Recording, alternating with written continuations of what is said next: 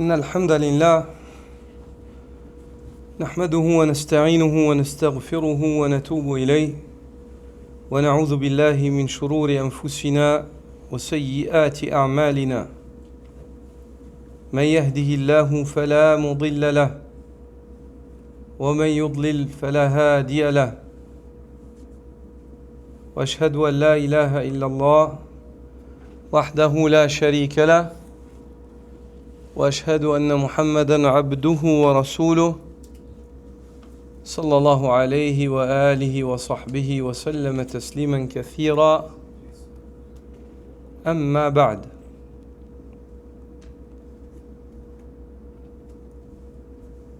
On étudie aujourd'hui, Inch'Allah, cette partie tirée du livre d'Ibn al-Qayyim, Ighathatul Lahfan. Dans ce chapitre, dans lequel il traite des sources fondamentales des tentations.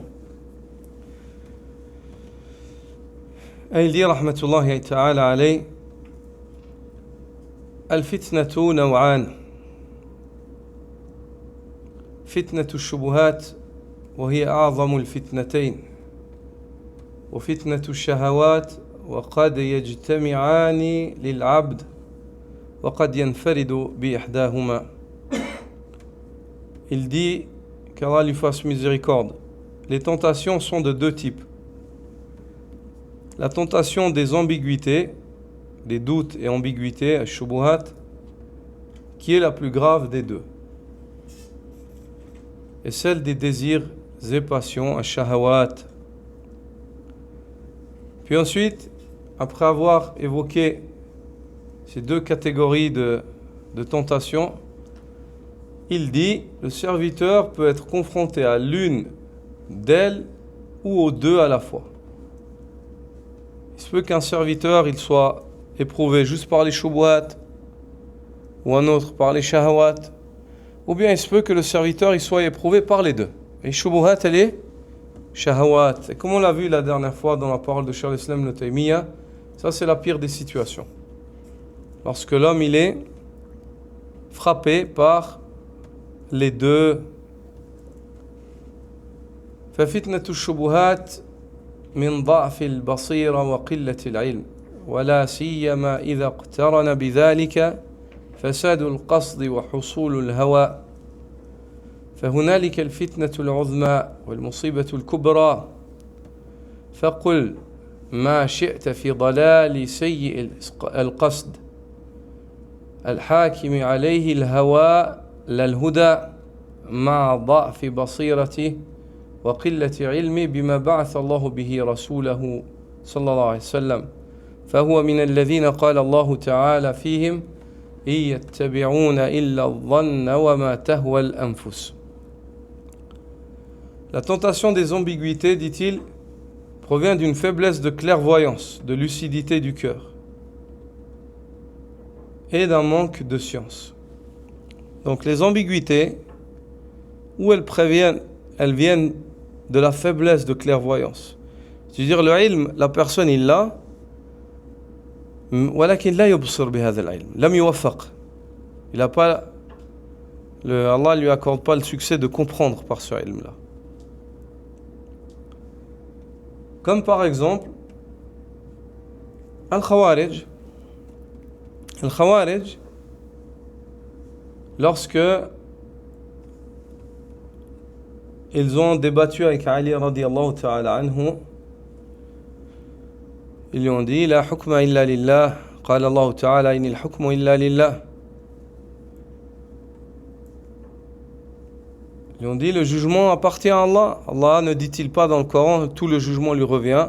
Lorsqu'ils ont reproché à Ali radiyallahu anhu de prendre un juge entre lui et Muawiyah, al-muhakama.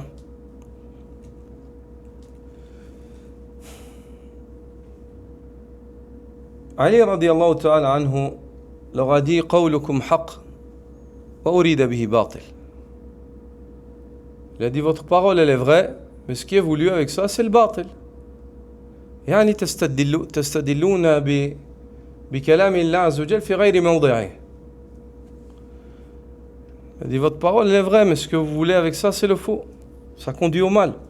Parce que vous employez la parole d'Allah là où elle n'a pas sa place. Vous argumentez dans un contexte dans lequel Allah Azza wa Jal n'a pas révélé cela.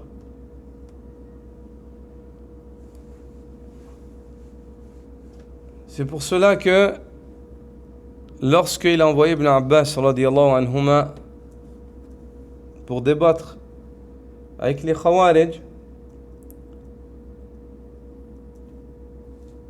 il lui a dit,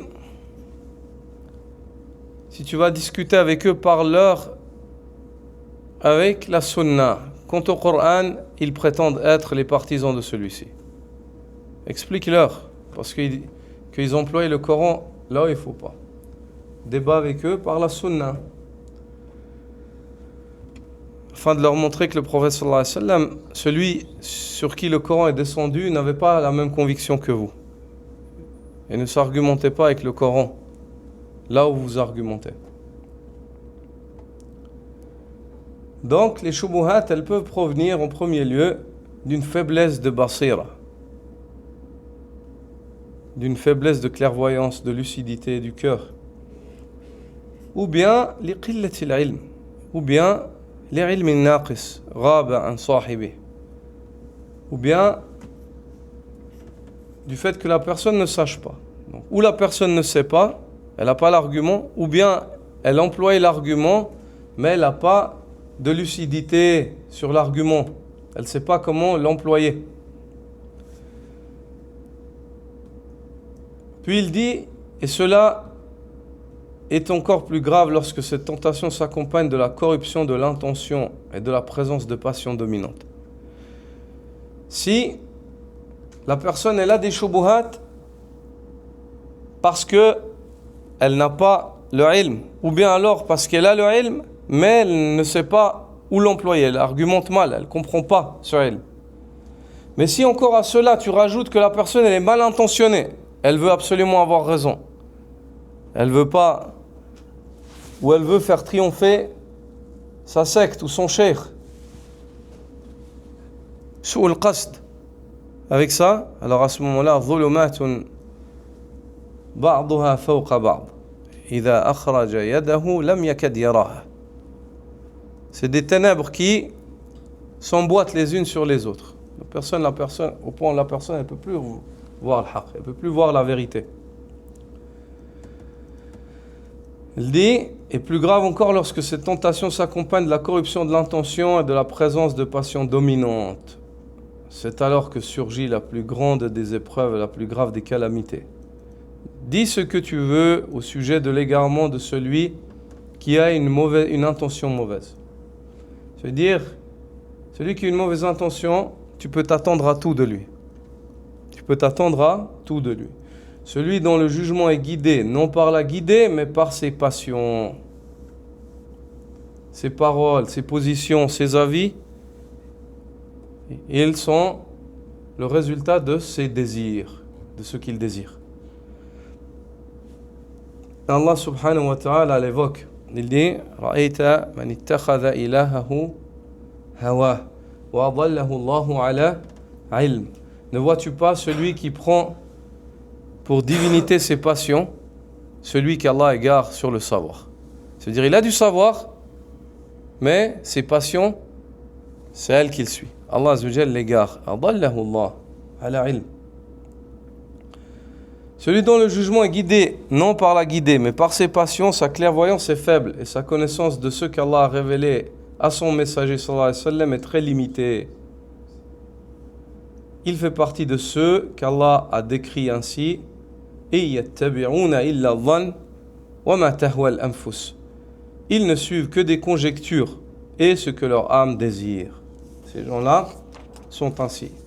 Puis il dit رحمه الله وقد أخبر الله سبحانه أن من اتبع الهوى يضل عن سبيل الله فقال تعالى يا داود إن جعلناك خليفة في الأرض فاحكم بين الناس بالحق ولا تتبع الهوى فيضلك عن سبيل الله إن الذين يضلون عن سبيل الله لهم عذاب شديد بما نسوا يوم الحساب. Et Allah, glorifié soit-il, a informé que le suivi des passions, le fait de suivre ses passions, ça égare du sentier d'Allah. Si l'homme est l'esclave de ses passions, la vérité, elle n'est pas forcément conforme à ce que toi tu veux. Pas ce que tu désires. Ce n'est pas une condition que ce qui est vrai, ce soit conforme à ce que toi tu vois ou ce que toi tu désires. C'est pas la vérité qui doit se soumettre au désir des gens, mais c'est les gens qui doivent soumettre leur désir à la vérité. Et puis il dit, il évoque ce verset dans Surat Sad, lorsqu'Allah Azzawajal dit à Daoud, ô Daoud, nous t'avons établi en tant que calife sur terre, juge donc entre les gens avec justice et ne suis pas les passions, car elles t'égarent du chemin d'Allah. Certes, ceux qui s'égarent du chemin d'Allah auront un châtiment sévère pour avoir oublié le jour du jugement. C'est-à-dire que dans cette ayah, on comprend l'importance de se rappeler fréquemment le jour des comptes, le jour qu'on comparaîtra devant Allah. وهو من الوسائل والآلات للثبات. Parmi les moyens pour rester ferme dans la voie d'Allah, c'est de se rappeler fréquemment qu'on va comparaître devant Allah. C'est de se rappeler fréquemment qu'on va comparaître devant Allah subhanahu wa ta'ala. Et ici, Allah Azza wa Jalla dit, certes, ceux qui s'égarent du chemin d'Allah auront un châtiment sévère pour avoir oublié le jugement. On comprend que lorsqu'ils ont oublié qu'ils seront jugés, ils ont suivi leur passion et se sont égarés. Hada mafhumul aya. C'est ce qu'on comprend du verset. Puis il dit, rahimahullah, هذه الفتنة مآلها إلى الكفر والنفاق وهي فتنة المنافقين وفتنة أهل البدع. يعني فتنة الشبهات هي فتنة المنافقين وفتنة الكافرين وفتنة المشركين وفتنة المبتدعة. Il dit وهذه الفتنة مآلها إلى الكفر والنفاق وهي فتنة المنافقين وفتنة أهل البدع على حسب مراتب بدعهم فجميعهم إنما ابتدعوا من فتنة الشبهات التي اشتبه عليهم فيها الحق بالباطل والهدى بالضلال. Et cette tentation, la tentation des ambiguïtés, conduit finalement à la mécréance et à l'hypocrisie, au nifaq. C'est la tentation des hypocrites et celle des gens de l'innovation, Ahlul Bid'ah. Les hypocrites, ils sont éprouvés par l'ambiguïté, tout comme les polythéistes, tout comme les athées, tout comme les innovateurs. Leur tentation, leur épreuve, c'est quoi? L'épreuve des ambiguïtés, shubuhat.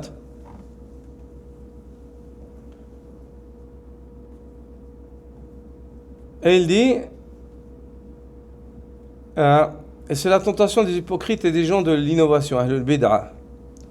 Selon le degré de leur innovation, tous, sans exception, ont introduit leur innovation à cause de la tentation des ambiguïtés, al-shubuhat, dans laquelle la vérité s'est confondue avec le faux et l'a guidée avec l'égarement. Puis il dit, وَلَا يُنَجِّي مِنْ هَذِهِ الْفِتْنَةِ إلا تجريد اتباع الرسول صلى الله عليه وسلم وتحكيمه في دق الدين وجله ظاهره وباطنه عقائده وأعماله حقائقه وشرائعه فيتلقى عنه حقائق الإيمان وشرائع الإسلام وما يثبته الله من الصفات والأفعال والأسماء وما ينفيه عنه كما يتلقى عنه وجوب الصلوات وأوقاتها وأعدادها ومقادير نصب الزكاة ومستحقيها ووجوب الوضوء والغسل من الجنابة وصوم رمضان فلا يجعله رسولا في شيء دون شيء من أمور الدين بل هو رسول في كل شيء تحتاج إليه الأمة في العلم والعمل لا يتلقى إلا عنه ولا يؤخذ إلا منه فالهدى كله دائر على أقواله وأفعاله وكل ما خرج عنها فهو ضلال. Puis il dit, et nul ne peut être sauvé de cette tentation, celle des ambiguïtés, si ce n'est par un attachement exclusif à la voix du messager sallallahu alayhi wa sallam, et en le prenant comme arbitre dans les détails comme dans les fondements de la religion. C'est-à-dire, si tu veux te sauver des ambiguïtés, des shubuhat, la seule issue, c'est de t'accrocher fortement à la sunna. Kama qala an-nabi sallallahu alayhi wa sallam, alaykum bi sunnati, accrochez-vous à ma sunna. Et ceci, lorsqu'il a évoqué ce hadith en parlant des troubles, des périodes de troubles où les gens seront troublés dans leur religion. Il a dit alaykum bi sunnati, accrochez-vous à ma sunna. Donc le fait, afin d'être sauvé des ambiguïtés, il faut t'attacher fortement à la voix du messager. Abdu alayha bin nawajid, accrochez-vous à cette voix-là, mordez-y, comme on mord avec les molaires, fortement. Un attachement exclusif à la voix du messager en le prenant comme arbitre, dans les détails de la religion comme dans les fondements, dans les choses précises comme dans les choses globales. En toute chose, on regarde comment le prophète sallallahu alayhi wa sallam aurait jugé cela. Dans ses aspects extérieurs, dans ce qui est apparent comme acte, comme tenue vestimentaire, comme tout, et dans ses aspects intérieurs, dans les convictions, l'état du cœur, les réactions du cœur, les actes du cœur, et ainsi de suite. Dans ses croyances comme dans ses actes, dans les vérités spirituelles comme dans les prescriptions légales. Donc, haqa'iqul iman, les vérités spirituelles, comme le fait que la foi soit parole et acte, et ainsi de suite. Tout ça, on trouve les preuves de cela dans la voix du prophète sallallahu alayhi wa sallam, ainsi que dans les prescriptions légales, dans la charia apparente. Comment on prie en tant que voyageur, comment le prophète sallallahu alayhi wa sallam se comportait, qu'est-ce qu'il nous a recommandé face à un gouverneur injuste, et ainsi de suite. Ainsi, le croyant bénéficie par cela de la connaissance. Il atteint le ilm. Le ilm de quoi? De haqa'iqul iman, des vérités, de la réalité de la foi. C'est quoi la foi? La foi, elle est qawl wa amal. والقول قولان والعمل عملان قول القلب وقول اللسان وعمل القلب وعمل الأركان. La foi, la réalité de la foi, c'est quoi? C'est que la foi, c'est 2 paroles et 2 actes. 2 paroles et 2 actes. La parole du cœur, ما يعتقد القلب, c'est les convictions du cœur. Ce sur quoi il est convaincu, au sujet d'Allah, au sujet de ce en quoi Allah lui a demandé d'être convaincu, comme les malaïkas, comme la vie dans la tombe, comme l'akhira, comme le mizan, comme le sirat, comme al-jannah, al-nar. Ça, c'est la parole du cœur. La parole de la langue, c'est la ilaha illallah, et toute parole qu'Allah Azza wa Jal aime entendre, qui est impliquée par la ilaha illallah. L'acte du cœur, les actes du cœur comme la crainte, l'espoir, l'amour, la niya, et les actes des membres comme le sujoud, comme le tawaf, et ainsi de suite. Les lois de l'islam, l'homme en s'accrochant à la voix du prophète sallallahu alayhi wa sallam, il a le ilm de la charia. Il sait ce qui est légal, ce qu'il peut faire, ce qu'il ne peut pas faire. Il a le ilm au sujet d'Allah, il connaît Allah, les noms, les attributs d'Allah. Et il a le ilm de ce de quoi Allah doit être exalté. Donc, Ibn al-Qayyim, ici, il t'évoque que le ilm, les connaissances, pour te préserver des shubuhat, si tu t'accroches fermement à la voix du messager sallallahu alayhi wa sallam et que tu regardes, tu cherches chaque fois, tu veux une conviction, regarde, est-ce que tu trouves ça chez le prophète sallallahu alayhi wa sallam? tu veux faire quelque chose, savoir si ça fait partie du hadi, de la guidée, regarde si le prophète sallallahu alayhi wa sallam il a fait ça. Ou comment est-ce que lui il aurait jugé ça. Après ça, tu t'arrêtes là où le prophète sallallahu alayhi wa sallam s'est arrêté. Alhamdulillah, t'es sauvé, Inch'Allah. C'est aussi simple que ça. Et il dit, de même qu'il bénéficie aussi de la connaissance de l'obligation des prières, de leur horaire, de leur nombre, du seuil de la zakat. Comme il est étonnant de voir que les gens de l'innovation, dans la croyance, ils ne font pas attention à ce que le prophète sallallahu alayhi wa sallam croyait, mais par contre, ils reviennent au prophète sallallahu alayhi wa sallam dans leur salat, dans le temps de la prière, dans ci, dans ça. Ibn al-Qayyim ici, il dit, tu bénéficies de même de la connaissance de la prière, des horaires, de leur nombre, le seuil de la zakat, ceux qui ont droit à la zakat, de l'obligation des ablutions et du bain rituel après l'impureté majeure, du jeûne du mois de Ramadan, comment est-ce qu'on jeûne? Il dit, il ne doit donc pas considérer le prophète sallallahu alayhi wa sallam comme un messager dans certains aspects de la religion, tout en le négligeant dans d'autres. Si pour toi, tu regardes comment le prophète sallallahu alayhi wa sallam il jugeait les temps de prière, comment il jugeait la zakat, ça, tu dois aussi regarder dans la aqidah. Comment le prophète sallallahu alayhi wa sallam il jugeait? Est-ce qu'il disait au sujet d'Allah ceci? Est-ce qu'il exaltait Allah de cela? Comment le prophète sallallahu alayhi wa sallam dans le manhaj, comment il a enseigné à ses compagnons de se comporter si un gouverneur il est injuste? مع جور السلطان كيف يعني أمرك أن تتعامل مع أنك يعني حريص على أن تتبعه في الصلاة لماذا لا تتبعه في النهج والمسلك والهدى في الأمور الأخرى. Donc ici Ibn al-Qayyim te propose en fait une argumentation dans laquelle il te contraint. C'est comme s'il te dit, si toi tu reviens au prophète sallallahu alayhi wa sallam dans ta salat, dans ta zakat, dans ci, pourquoi tu ne reviens pas dans la aqidah et dans le manhaj afin d'éloigner les shubuhat? Et comme ça c'est simple, les musulmans comme ça ils sont sur une seule religion. Il dit, il ne doit donc pas le considérer le prophète sallallahu alayhi wa sallam comme un messager dans certains aspects de la religion tout en le négligeant dans d'autres, mais plutôt comme un messager dans tout ce dont la communauté a besoin, tant en matière de science que de pratique. Il doit revenir à la science et à la pratique du prophète sallallahu alayhi wa sallam pour trouver la guidée, éloigner les shubuhat, les ambiguïtés. À ce moment, quand les gens ils reviennent à la religion de Mohammed sallallahu alayhi wa sallam, c'est plus ambigu, c'est clair. Les choses elles sont claires. Après ça, il reste juste de voir qui est celui qui veut pratiquer ou pas. La voie elle est claire. Le prophète sallallahu alayhi wa sallam l'a dit. Taraktukum ala al-bayda.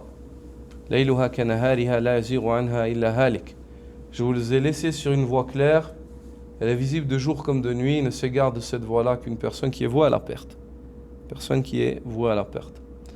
On ne prend donc la religion que de lui, et uniquement de lui. Toute la guidée tourne autour de ses paroles et de ses actes. Et tout ce qui s'en écarte n'est que pur égarement.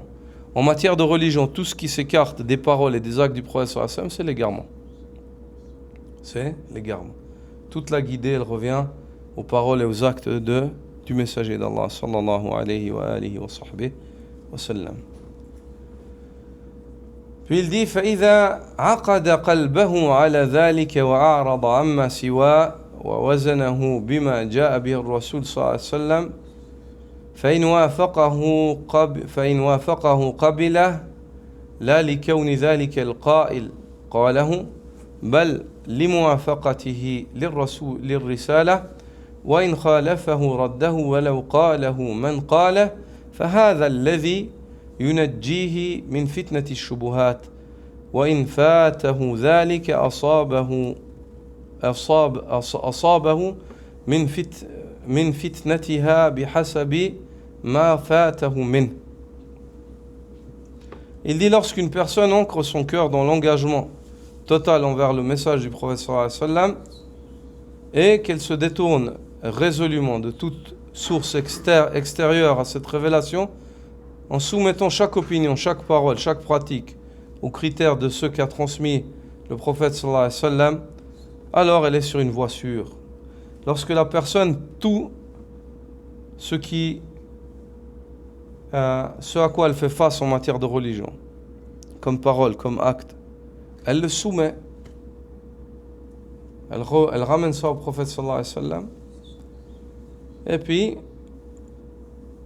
elle regarde. Si le prophète sallallahu alayhi wa sallam, il parlait comme ça, ou il disait ça, ou il appelait à cette conviction, il accepte. Si le prophète sallallahu alayhi wa sallam, ça ne faisait pas partie de sa religion, il rejette. Si la personne elle agit ainsi, elle est sur une voie sûre. Elle est sur une voie de sécurité. Yawm al-Qiyam, elle rencontre Allah, elle dit, oh Allah, moi j'ai dit ça parce que le prophète sallallahu alayhi wa sallam l'a dit. Ton message est celui que tu nous as envoyé. Ou j'ai renié cela car le prophète sallallahu alayhi wa sallam il nous a demandé de nous écarter de cela. Même si les gens disaient que c'est bien. Alhamdulillah. Ça, c'est une voie qui est sûre. Si ce qu'elle entend ou reçoit s'accorde avec ce que le prophète sallallahu alayhi wa sallam a apporté, elle l'accepte. Dit Ibn al-Qayyim. Non pas par considération pour celui qui l'a dit. C'est-à-dire, si la personne vient et dit le prophète sallallahu alayhi wa sallam a dit cela, tu acceptes cette parole. Non pas parce que la personne qui te dit ça, tu l'aimes bien, ou parce que c'est ton cheikh, mais parce qu'il t'a amené le hadith du prophète sallallahu alayhi wa sallam. C'est tout. Elle dit, mais parce qu'elle est en conformité avec la vérité révélée, c'est pour ça qu'il l'accepte. Et si cela contredit le message du prophète sallallahu alayhi wa sallam, à ce moment-là, la personne, qu'est-ce qu'elle fait? Elle rejette. Et ceci, même si c'est une personne de renom qui le dit. C'est-à-dire, même si c'est le plus grand savant du monde qui dit une chose, mais que ça contredit la voix du prophète sallallahu alayhi wa sallam, qu'est-ce qu'on fait? On rejette ça. On n'accepte pas. Est-ce que c'est clair? Même s'il a dit Abu Hanifa, ou l'imam Malik, ou Shafi'i, ou Ahmad, ou Ibn Taymiyyah, qui que ce soit, ou Abu Daoud, ou Al-Tirmidhi, ou Al-Bukhari, qui que ce soit qui vient dire une chose qui contredit ce que le prophète sallallahu alayhi wa sallam nous a enseigné, on rejette sa parole, même si c'est une personne de renom. Ce degré de rigueur et de lucidité est la véritable protection contre la tentation des ambiguïtés. Si la personne, elle est rigoureuse de cette manière et qu'elle est lucide, elle a cette lucidité de se dire quand quelqu'un vient avec une chose, dire c'est quoi ton argument?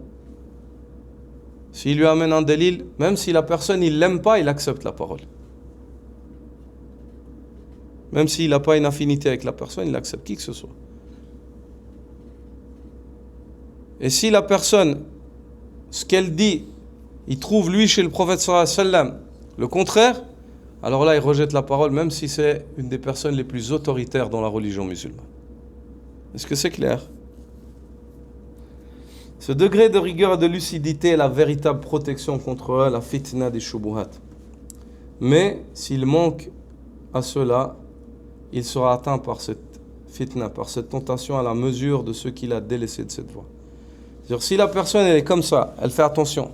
Chaque fois elle regarde, est-ce que le prophète sallallahu alayhi wa sallam a dit, quelqu'un il vient avec une parole, tu dis, t'as un dalil? Si tu fais ça, Allah te préserve des shubuhat. Parce que c'est ce que le prophète sallallahu alayhi wa sallam il nous a demandé, de s'accrocher à sa voie. Tu t'accroches, Allah te préserve. Et si la personne elle est négligente, elle commence à prendre à droite et à gauche sans regarder, à ce moment-là, selon la négligence qu'il a eue, il va tomber et plonger et être enterré sous les shubuhat, sous les ambiguïtés. Sous les ambiguïtés.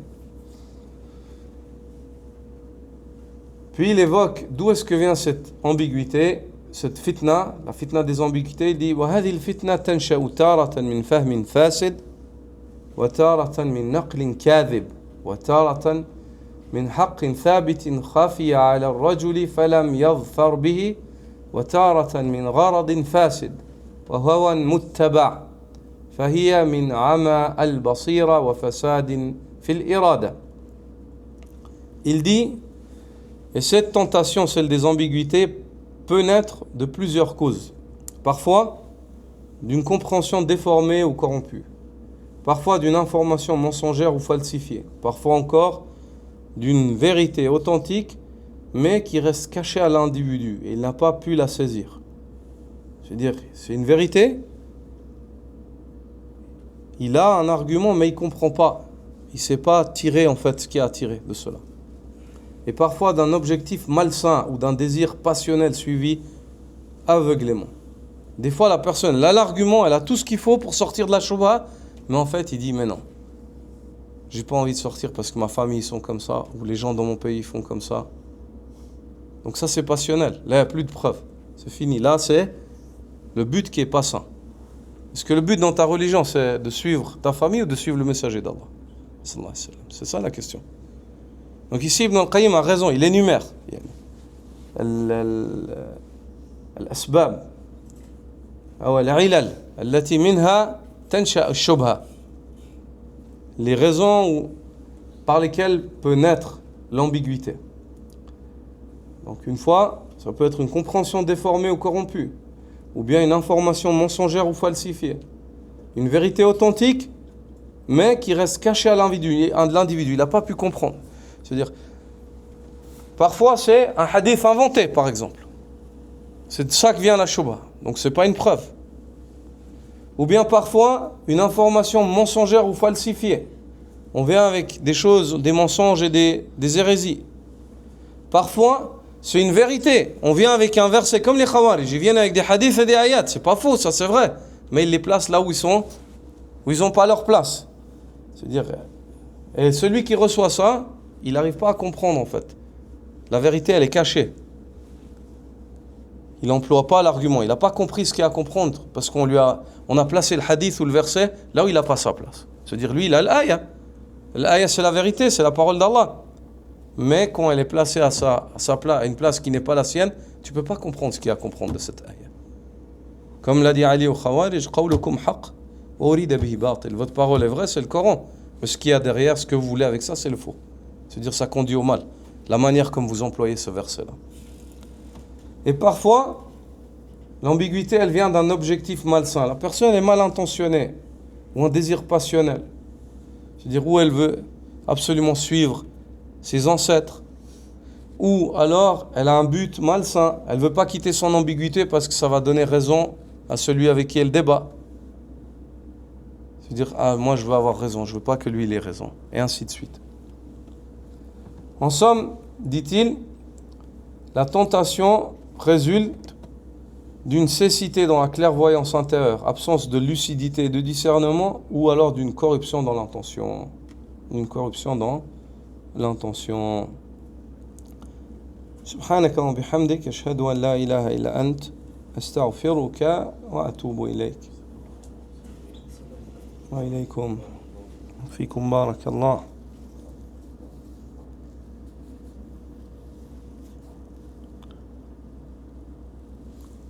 Est-ce qu'il y a des questions?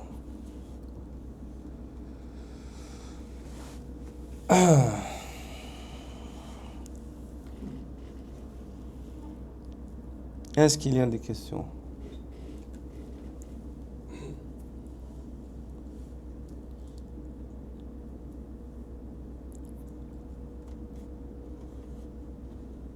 Oui.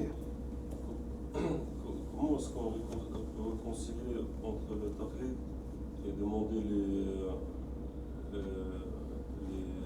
les arguments?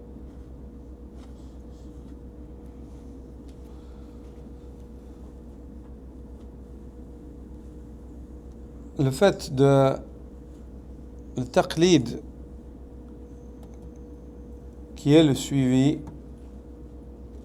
aveugle, le fait de suivre, c'est une nécessité, c'est une haja, c'est pour ça qu'Allah l'a permis. Toute personne n'a pas forcément la capacité de comprendre l'argumentation et le temps. Et des gens ils vont venir à la mosquée et vont dire « Imam, qu'est-ce que je fais? Je prie comment? Je vais voyager là maintenant. » Il n'a pas le temps parce que l'imam, en fait, il va devoir quitter la mosquée. Hadi haja.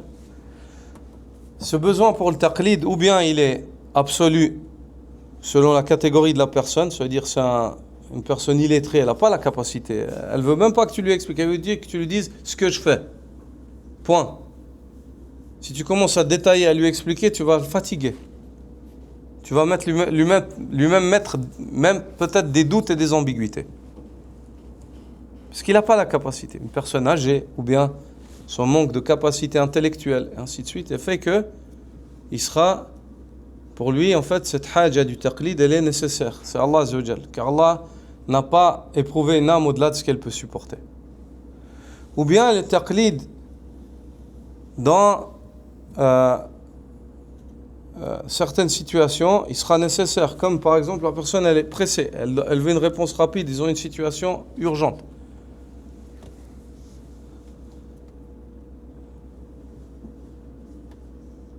Et le fait que la personne fasse le taqlid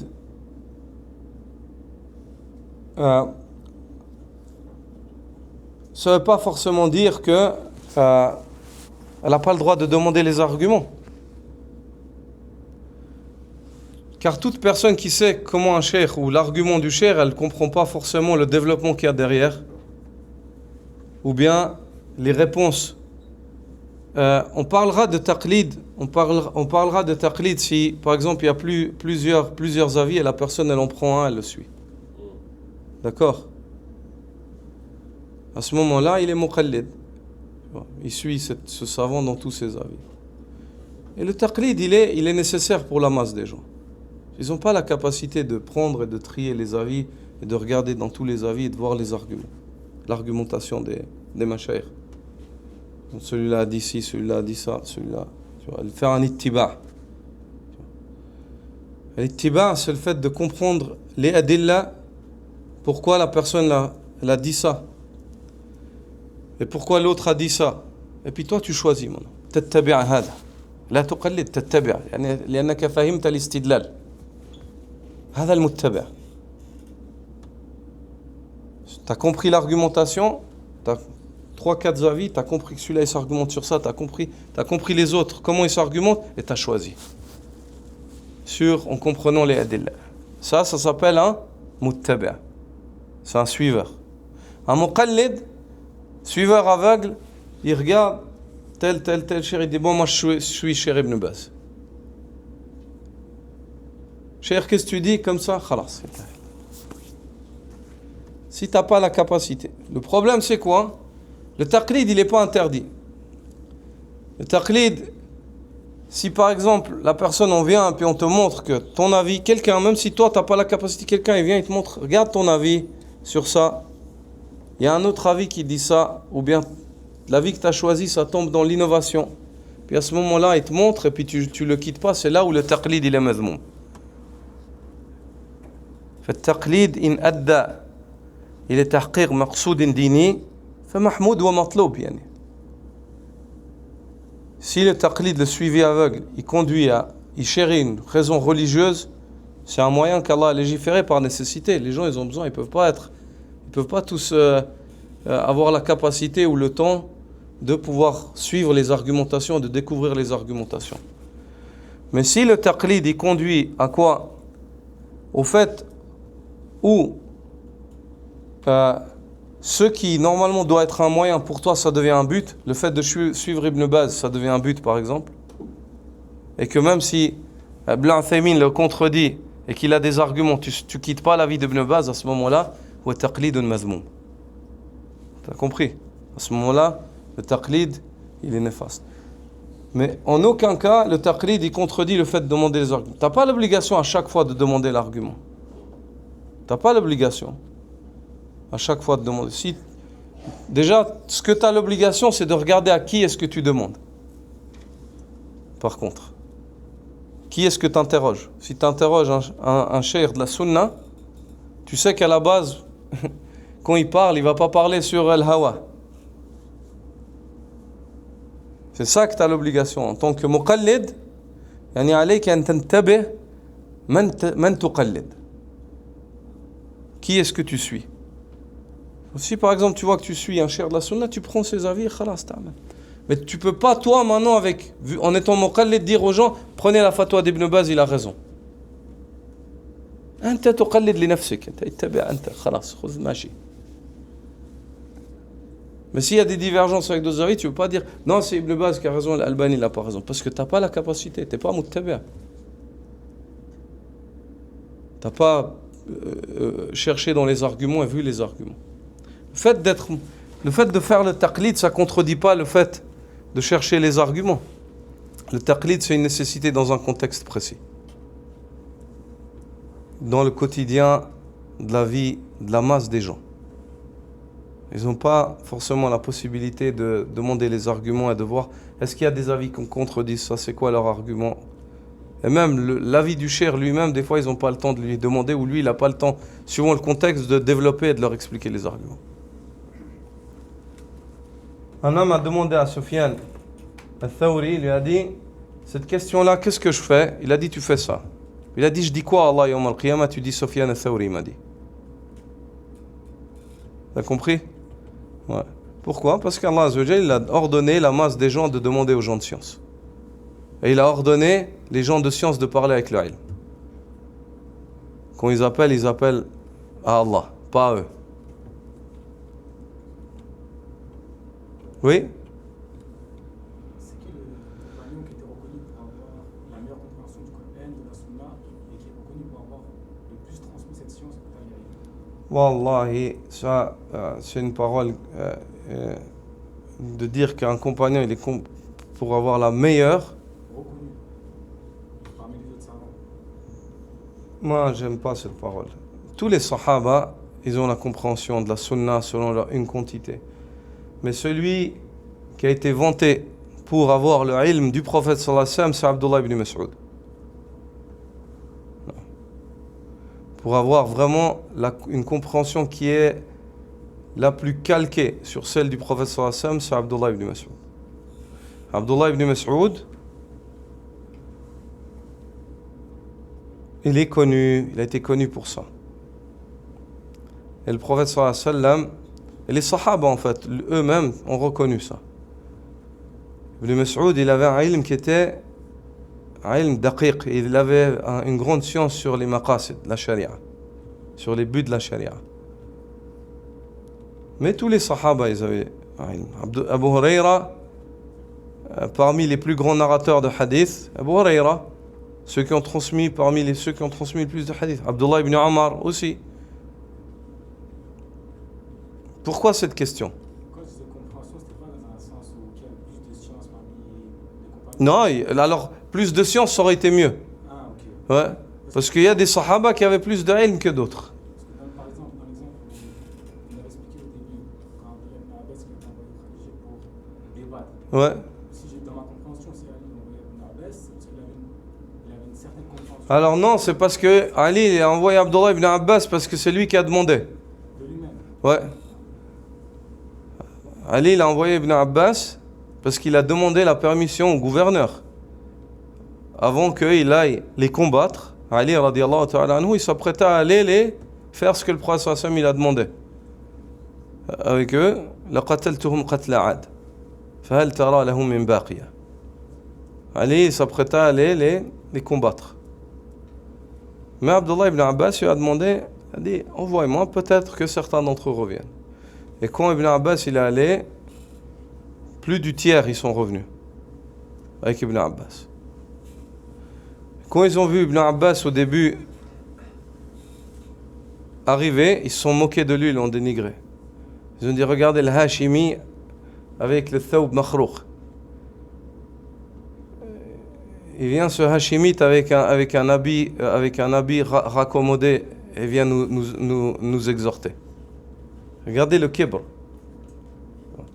Mais après, alhamdoulilah, ils étaient face à Abdullah ibn Abbas, où il les a contraints avec la science. Avec les connaissances, il ne leur a pas laissé d'espace. Et ils sont revenus, une grande partie d'entre eux. Et le reste, Ali, il les a tués. Le reste, Ali s'est chargé d'eux. Donc, bien sûr que les Sahaba, ils n'ont pas tous le même degré d'ilm. Personne ne te dira qu'Ibn Abbas il a plus d'ilm qu'Ali. Après, c'était dans la compréhension. Même dans la compréhension, personne ne te dira que jamais, personne va te dire que Ibn Abbas il a plus de compréhension qu'Ali radiallahu anhu.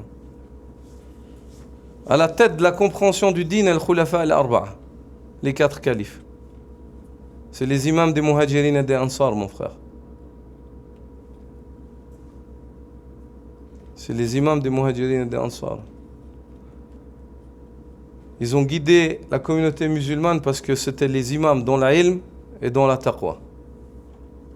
Dans la science et dans la piété. C'était les plus pieux d'entre eux et les plus savants.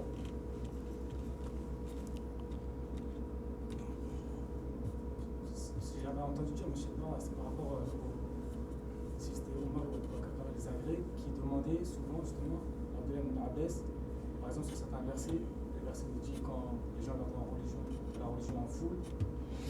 Omar ibn al-Khattab, il a demandé,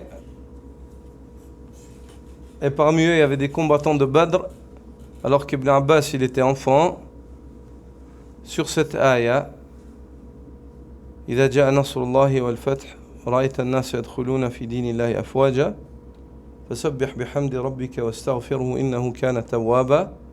Il a dit, qu'est-ce que vous dites de ça? Ils ont commencé à dire, ouais, si, ouais, ça, ouais, si. Puis il a dit, toi, jeune garçon, tu dis quoi? Il a dit, Allah subhanahu wa ta'ala, il informe il dit à son prophète, il informe son prophète sallallahu alayhi wa sallam de l'ouverture de la Mecque, la libération de la Mecque. Et il lui demande à ce moment-là, une fois que ça vient, de faire beaucoup de tasbih et d'istighfar et de se préparer à rencontrer Allah. C'est-à-dire que c'est bientôt le moment de partir. Puis Omar, il lui a donné raison. Omar, il connaissait le tafsir de ça. C'est pas il a questionné. Il a voulu voir ce que les gens ils disent. Est-ce que lui, il leur montrait en fait que Ibn Abbas, malgré son jeune âge, en fait, qu'il avait la ilm de ça. Mais Omar, il savait ça. Parce qu'il a dit Sadaqa al-walad. Il a dit, il a raison. C'est juste ce qu'il dit.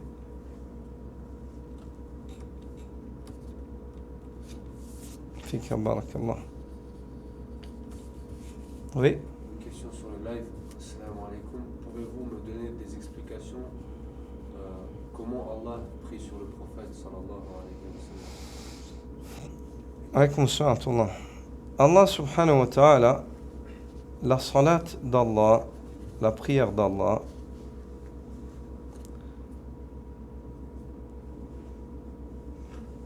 c'est sur un serviteur, c'est le fait qu'Allah azza wa jal l'évoque auprès des habitants des hauts cieux. Zikruhu fil mala'il a'la. Salatullah ala al-abd, zikruhu fil mala'il a'la. La prière d'Allah sur son serviteur, c'est le fait qu'Allah évoque son serviteur auprès des anges dans les hauts cieux. C'est les anges privilégiés, c'est les anges qui sont hauts, plus hauts que les autres. Donc, ça c'est la salat d'Allah sur son serviteur. Salatullah ala al-abd, zikruhu fil mala'il a'la. Le fait qu'Allah azza wa jal l'évoque auprès des habitants des hauts cieux. Ça c'est ce que ça veut dire salatullah ala al-abd. Et la prière des anges sur le serviteur, c'est le fait que les anges implorent le pardon d'Allah subhanahu wa ta'ala en faveur du serviteur. C'est le fait que les anges implorent le pardon d'Allah en faveur du serviteur.